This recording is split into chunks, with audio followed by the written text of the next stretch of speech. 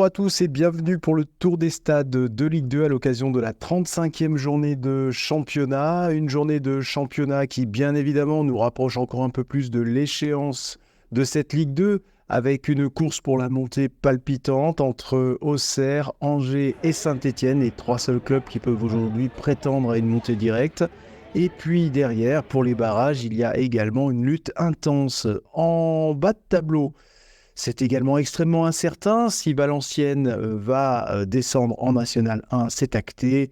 D'autres clubs comme QRM, Troyes, Annecy luttent encore pour leur maintien et vont également se livrer à une lutte intense.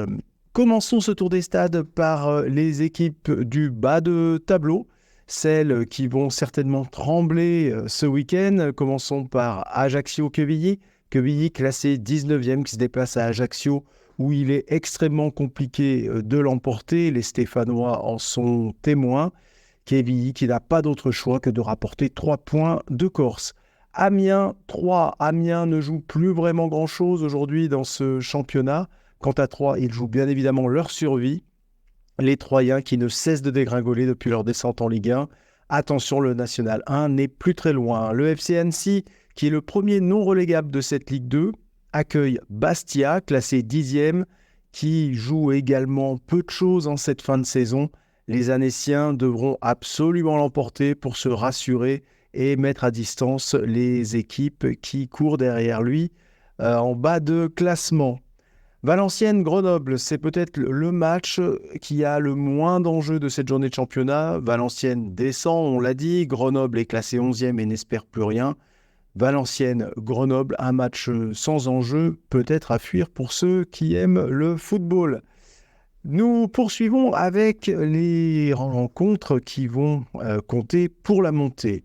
À commencer par les clubs qui jouent les places pour les barrages. Concarneau-Rodez. Rodez est classé 4e juste derrière Saint-Étienne à quelques points tout de même. Et se déplace à Concarneau, 18e, qui lutte en revanche pour son maintien. Attention, malheur aux perdants. Laval-Bordeaux. Laval est en train de perdre tout espoir d'accrocher la Ligue 1 l'année prochaine. Ils dégringolent également de plus en plus et ils vont accueillir des Girondins de Bordeaux qui, petit à petit, se refont une santé. Laval 8e contre Bordeaux 14e. Attention, si Bordeaux ne joue plus grand-chose, Laval pourrait bien tout perdre. Paris-Angers. Paris 5e, Angers second, l'un des matchs au sommet. Paris doit absolument l'emporter. Angers également pour ne pas voir Saint-Étienne lui passer devant en cas de match nul ou de victoire. C'est un match importantissime que les Stéphanois suivront bien évidemment. Pau-Guingamp, Pau est 6e en embuscade pour les barrages. Accueille Guingamp qui est également une équipe toujours redoutable. Pau-Guingamp, c'est un match là aussi où il y aura de fortes tensions pour la montée. Dunkerque-Auxerre se jouera lundi. Les Auxerrois, leaders incontestés, vont se déplacer à Dunkerque en grande forme depuis le début de l'année 2024. Attention, cela peut être Auxerre reste sur 2 défaites d'affilée. Et confondre sur Saint-Étienne. Quand c'est la rencontre qui nous intéresse, les Stéphanois sont 3e à un petit point d'Angers, à 4 points d'Auxerre. Quant à Caen, ils sont 7e. Caen doit absolument l'emporter. Saint-Étienne veut absolument passer devant Angers. C'est une rencontre, bien évidemment, que nous suivrons sur peuplevert.fr. Et les Stéphanois auraient tout intérêt à s'imposer devant un Geoffroy Guichard comble. Voilà, c'en est terminé.